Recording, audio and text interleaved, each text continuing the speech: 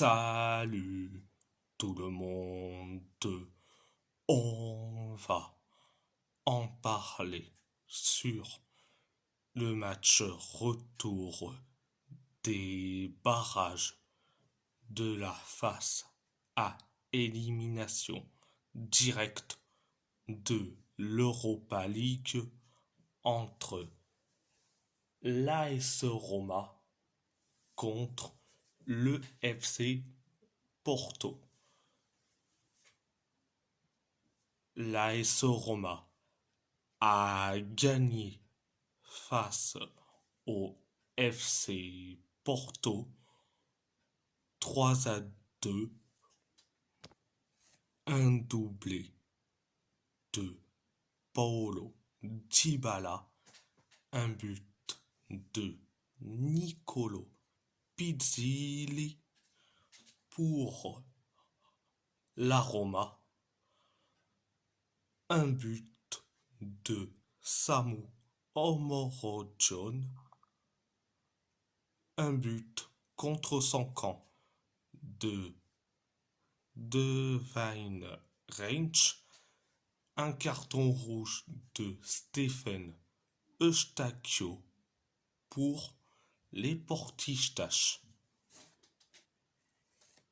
Avant de parler de la première et de la deuxième période, alors au match aller, l'AS Roma et le FC Porto se quittaient sur un match nul, un partout au match aller, et là, la Roma gagne face au FC Porto au match retour 3-2. Ça fait donc sur le score cumulé des deux matchs 4-3. Première période, ça a été bien, voire ultra bien pour la Roma, mais par contre pour le FC Porto, ça a été catastrophique, un peu de bien, mais retour dans la réalité. La Roma se crée des occasions, mais des occasions comme pas possible. Ça a enchaîné des occasions, même la possession de balle. Ils ont eu la possession de balle, mais ils se sont créés des occasions comme pas possible. Donc, ils se sont créés des occasions comme pas possible. Ça enchaîne des occasions. Et après, le FC Porto inscrit le but du 1-0, signé Samu Omorodion ou Samu Agioa si vous voulez. Donc, ça fait donc 1-0. Après le 1-0,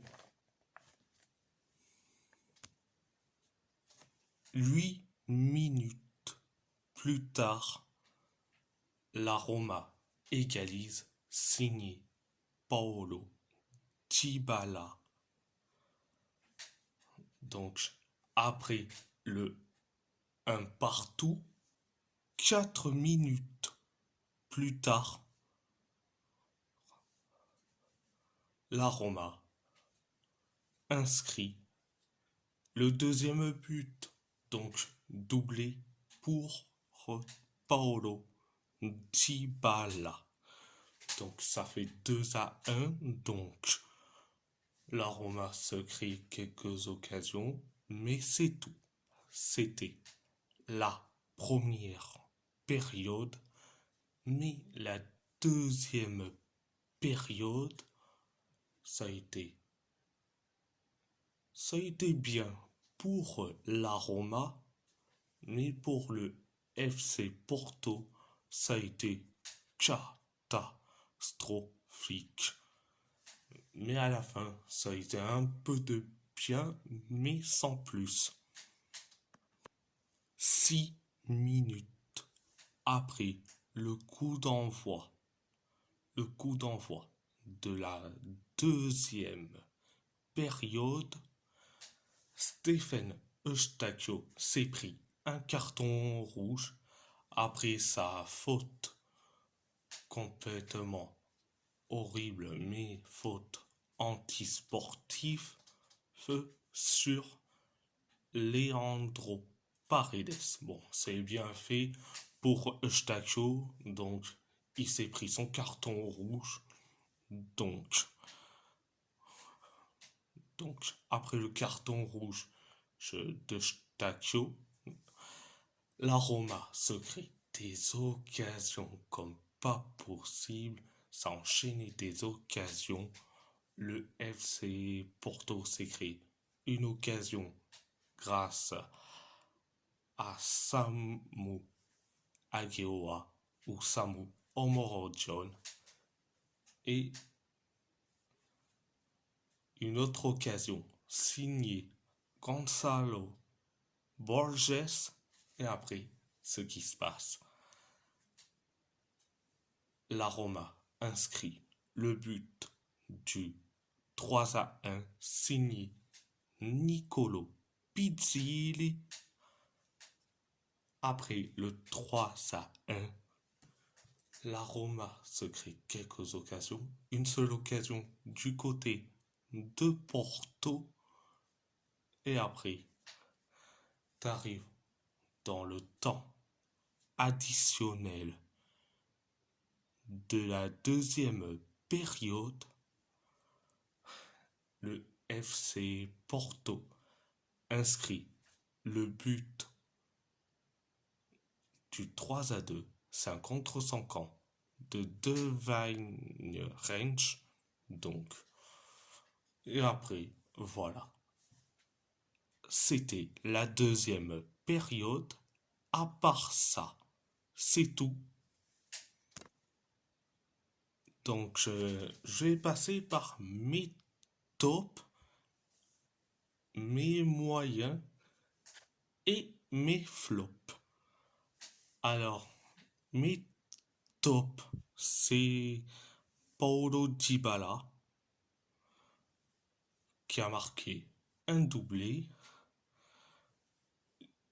Et le deuxième, je te dirais Nicolo Pizzilli. Alors, dans mes moyens, je mets Samu Omorodion, même s'il a marqué un but, mais il n'est pas souvent aidé. Donc, lui, je mets dans les moyens. Mes flops, c'est tout l'effectif du FC Porto, excusez-moi. Donc, c'est tout l'effectif du FC Porto. Donc, notablement, Stephen Eustachio, alias le Fabian Ruiz canadien. Il est nul à chier. Et en plus, il fait cette faute stupide. Donc c'est bien fait. Et d'avoir pris son carton rouge. Donc, je suis certes déçu. Mais bon. Je suis déçu de Stephen Eustachio. Mais surtout de l'effectif en général. Donc, Diogo Costa que des erreurs comme pas possible. La défense carrément aux abonnés absents. Donc,